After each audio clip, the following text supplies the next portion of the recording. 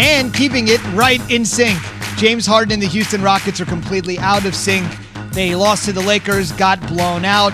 We know the situation. He's been on the trade block. The Rockets are holding out for the best possible package they can get. As I mentioned, the NBA trade deadline is in March. But James Harden essentially last night told the fans, listen, I have literally given you everything I got. What more do you want from me? Which is not good enough. Obviously, chemistry, talent-wise, just everything. And it was clear, like I said, these last few games, from the beginning of the game. They were just aggressive, veteran team, obviously, championship team, and one of the best teams that we have in this league. I love this city.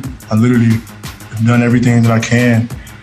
I mean, this situation is crazy. It's something that I don't think can be fixed. So, yeah, thanks. Jay?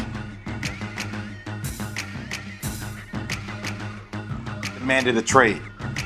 The first time was nonverbal when he turned down the $50 million a year extension. $50 million a year extension. He turned it down, said, nah, I'm good. I don't want the money. I'm trying to be out. Now he actually verbalized that, telling everybody, look, I don't want to be here. It's only 10 games into the season. 10 games into the season, Key. What's going to happen when we get to 20, when we get to 30? Raphael Stone, they need to really highly consider how chaotic and how problematic this is going to be if this continues. Yeah, I think they're gonna move him at some point. They're just waiting for the right deal that's out there to come to fruition. I'm sure, and this is the first time verbally, much like you mentioned, that he said something. And again, I'll go back to one of my biggest things is when a player finally says that he doesn't want to be there, it's time for the organization to part ways, and I think they will at some point in time very soon. The last thing I would say about this, we have all praised the new head coach, Stephen Silas, who was put in a nearly untenable position. We have all praised the general manager, Raphael Stone, as mentioned there by Jay, coming in, waiting to get the right opportunity. But this is one of those moments in sports, and I'm giving these dudes the benefit of the doubt. They're in those positions for a reason. But this is the reason where sometimes a little gray behind the temples and having some experience at either the head coach or the general manager position is vital. This is going to be the biggest asset they either move or get back in return, no matter how long these guys are in their positions. That's how talented Harden is. And right now, if somebody that's pulling the trigger has never been a head coach and never been a GM, you just got to step back and say, you're in this job for a reason, but I'm a little bit nervous. I'd rather have somebody that's been there and done that. Just my opinion. And Zubin, it could work out in their favor. Just consider there are a lot of teams in the Eastern Conference right now that are going through injuries, that are going through COVID, COVID protocol. A lot of players missing time. So if you want to make a move in the East, it might work out in Raphael Stone's favor, but there's no doubt there's a time crunch. You got it. In 20 minutes, by the way, we'll talk to the front office insider, Bobby Marks, spent over 20 years in NBA front offices, and the Rockets are a singular problem. The league has a collective problem, like, are we going to make it to next week? We'll talk about that with Bobby Marks coming up in 20 minutes. Apparently, Matt Nagy is going to make it to next year. The Bears are going to keep him, the head coach. The general manager, Ryan Pace, who may have been more maligned than Nagy, they declined the fifth-year option on Trubisky, but it's still an option to bring him back in some way. Our Jeff Dickerson, who covers the Bears, is essentially reporting Nagy and Pace will be back. Our Dan Orlovsky is voicing his opposition. What has Matt Nagy done as far as an organizer, as far as a leader, as far as a person with foresight within their organization to say, yes, in that head coaching role, we love him.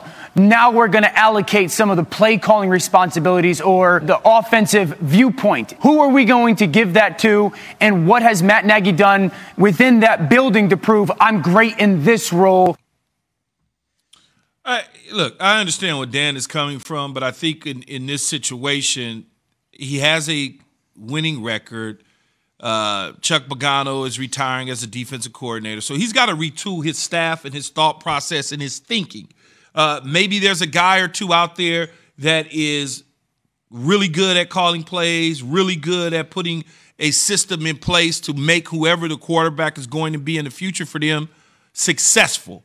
So I'm okay with them taking a look-see. They just went to the playoffs. So you take a look and you don't just poo-poo it because you got to restart things all over again when you completely blow everything up.